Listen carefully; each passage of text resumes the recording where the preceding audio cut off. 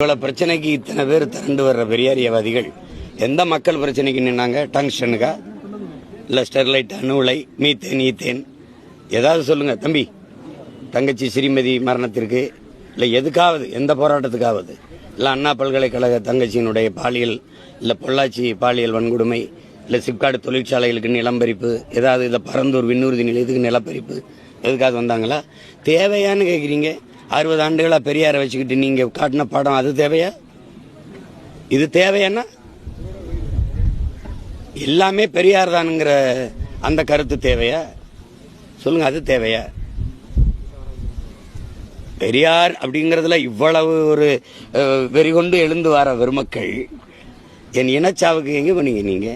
13 வயசு பையனை நெஞ்சில 5 குண்டு பாய்ச்சி கொண்டு போட்ட போது அந்த படத்தை பார்த்து உலகமே பரிதாபப்பட்டு நிற்கும் போது பதவிக்காக டெல்லியில் நின்னவரோட ஒருத்தருமே கேள்வி கேட்கல.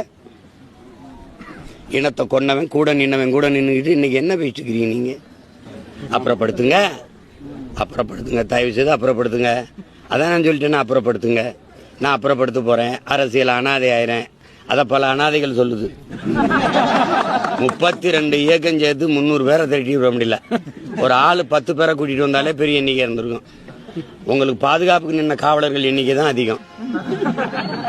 என்ன அப்புறம் எங்கிட்ட